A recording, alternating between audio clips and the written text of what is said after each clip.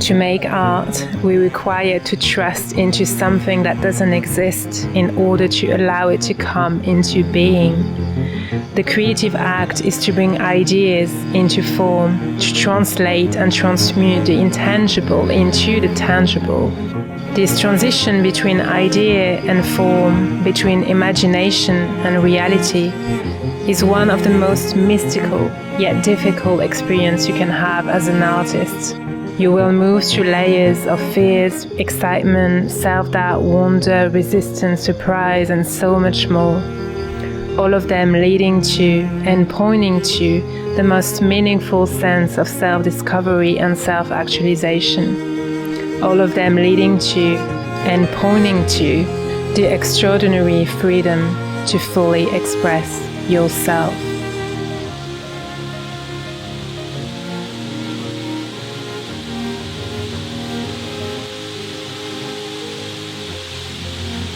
Medicine, law, business, engineering, these are noble pursuits and necessary to sustain life.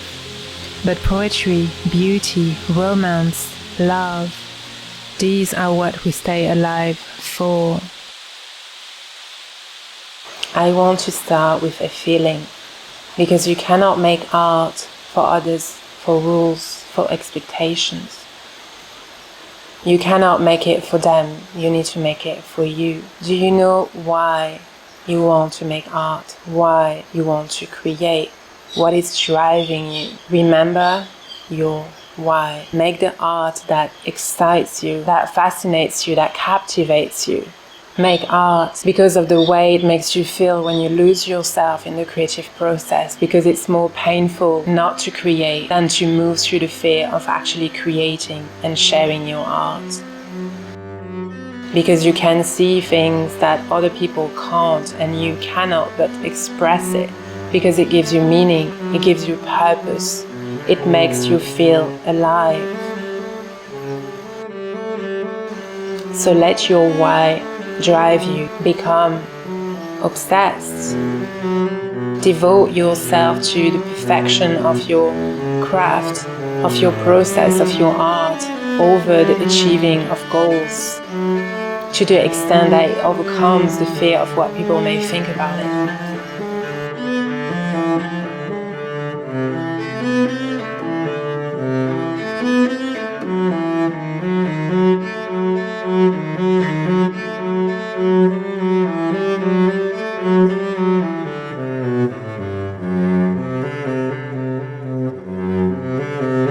When it comes to making art that you love and loving what you make, the first step is truly to immerse yourself in what you love.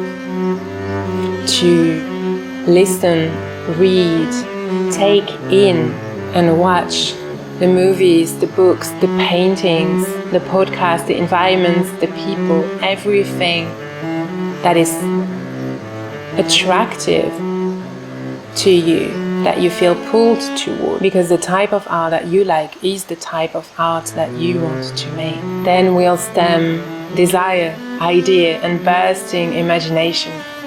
The desire to do things that you want to see in the world. You will learn with a direction, a potentiality that is unique to you. The desire to express yourself. And in a world where everyone has opinions, it can be difficult to trust our inner impulses, to trust ourselves, to trust our intuition. Children have this capacity to tap into an unfiltered sense of self-expression, one that is driven by passion, by excitement, by desire, and by freedom. How come many of us have lost this sense of freedom as an adult? As an only child, the way I spent most of my time was drawing, painting, or creating something. At 16, I took pictures of myself and friends when they came over. I loved to create scenography, scenes, context to tell a story. At 17, I got accepted at this prestigious art school in Paris. And for 3 years, I was immersed in the most magical universe. Studied everything from communication to architecture to fashion, and I specialized in textile design. 21, I moved to London and I started working as a fashion print designer. For the past 10 years, I have created thousands and thousands of prints, most of them sold to many companies around the world. And today, all I want to do is create videos because it makes me happy and because I have this strong desire to express everything that's inside. And I haven't fully found a way to do it yet. These videos, it's an experimentation. Your creative expression will vary throughout your life as you evolve, as you move through the different chapters and cycles of life. It's important to trust this evolution, to trust when something new wants to emerge.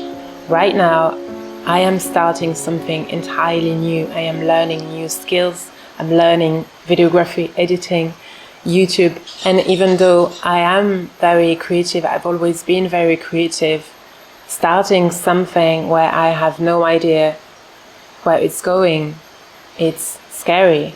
But the desire is stronger than the fear. When it comes to trusting yourself, your ideas that are coming to you into the field of your imagination that is not yet tangible, it is important to understand that it comes to you through that field of the mystery.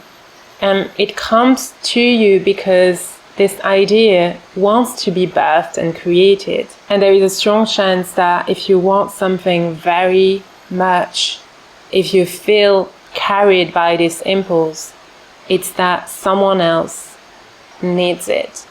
We all interconnect. For a moment, I want you to think about something that has truly changed you, that has affected your life in the most profound way. Maybe it was a talk that someone gave, a book, a piece of writing, a painting, whatever it is. And think about the way it has changed you. And for a moment, consider the possibility that that person might have not done that piece of work because they've let the fear be stronger than their desire to create. And start to consider how we all need each other. And you overcoming the fear to create will have an effect on someone else, on their growth, their evolution. And it doesn't need to be something, the most extraordinary piece of art ever made. It can be a sentence. It all comes down to the intention with which you create. Is your intention coming from passion, from something that you love? That frequency of full, free self-expression. People feel that and people will receive it and it will impact their own journeys. But the idea of the desire overcoming the fear does not mean that the fear doesn't exist. And the main limitations that you will likely be encountering throughout the creative process are those inner voices. The vulnerability, the self-doubt, the fear of inadequacy, the fear of being rejected, of being judged, the perfectionism, that it's not being good enough, not being worth being put out. Do you know where do you find resistance? Do you have a specific recurring pattern that is coming back over and over again? Artists are usually very sensitive people, but this sensitivity can be perceived as a gift or as a curse. Most artists first develop sensitive antennae not to create, but to protect themselves. They have to protect themselves because everything hurts more. They feel everything more deeply. In terms of navigating the highs and the lows in the creative process, it can be extremely challenging because you face some of your deepest fears. You have to face yourself in order to share and to bring your work out into the world. And so the question that arises is, what do you need to take care of yourself? I think it's important as artists to really include on a much deeper level these ideas of patience, self-compassion, self-love, self-care, because it's easy to be really hard on ourselves. We can be our own worst critic. And so nurturing your sensitivity is nurturing your creativity, nurturing yourself. And what you need is nurturing your creativity.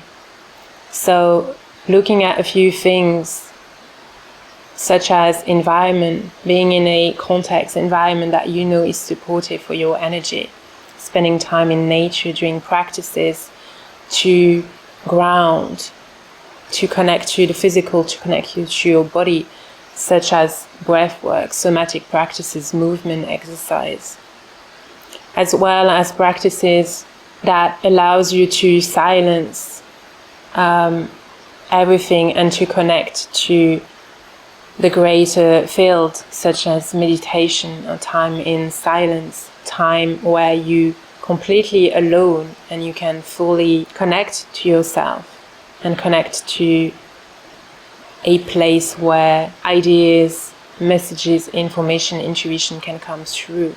So we can look at this more in terms of the feminine approach, the really compassionate.